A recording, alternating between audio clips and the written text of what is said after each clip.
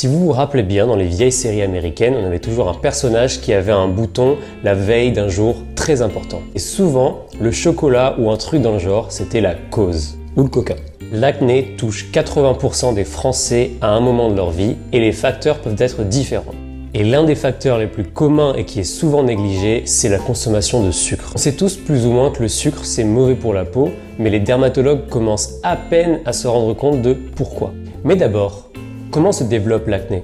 Votre peau produit ce qu'on appelle du sébum. C'est une huile naturelle qui est produite par l'organisme. Lorsque votre peau produit en excès du sébum, ça va faire une apparition de points blancs ou de points noirs. Si vous êtes abonné à ma chaîne TikTok, vous connaissez les deux très bien. Si les pores bouchés s'infectent et commencent à s'enflammer, ça peut créer un bouton. Et donc cette production excessive de sébum, elle a plusieurs facteurs, entre autres les hormones et la génétique. Ou la poussée d'acné chez les femmes pendant les règles. Non seulement une mauvaise alimentation peut créer de l'acné, mais ça peut surtout empirer une poussée d'acné qui existait à la base.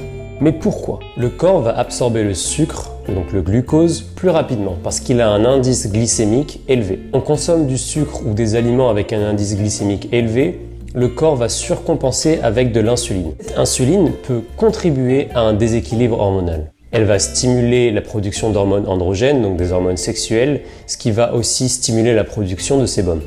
D'où les crises d'acné quand on est adolescent, parce qu'on a énormément d'hormones androgènes. Mais comme je viens de vous expliquer, le sucre, c'est pas le seul coupable.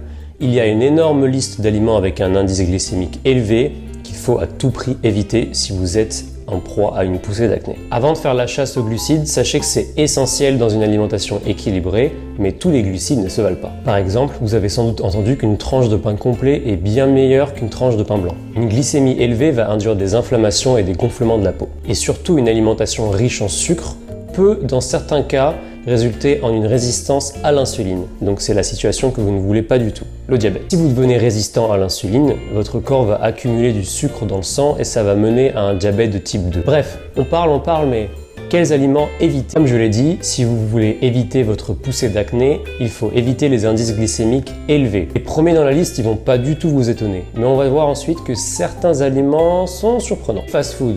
Vous oubliez du sucre partout, que ce soit dans le soda, dans la sauce et dans le pain blanc du burger.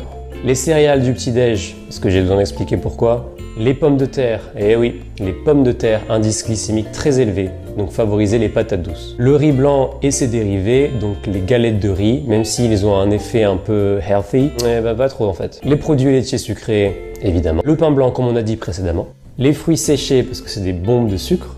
Biscuits, gâteaux, tout ça, et le lait. Outre la partie des aliments avec un indice glycémique élevé, on a aussi les aliments qui créent des inflammations dans votre corps, qui sont tout autant coupables pour une poussée d'acné. Dans le merveilleux monde du 21e siècle, avec les chips au bacon et les sodas sans sucre, mais qui ont quand même le goût sucré, les aliments qui comprennent des ingrédients inflammatoires, ça existe partout. Donc, veuillez éviter le gluten, très connu, le soja, le lactose dans le lait, privilégiez le lait sans lactose.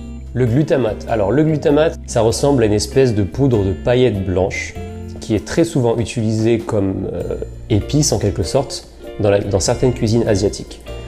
Mais ça ne veut pas dire qu'il n'est pas présent en France, car dans la plupart des restaurants qui se disent restaurants asiatiques, qui font des buffets à volonté, etc., c'est très souvent utilisé parce que tout simplement, l'arôme de ce glutamate sert à rehausser le goût d'un plat, même s'il n'est pas forcément très bon.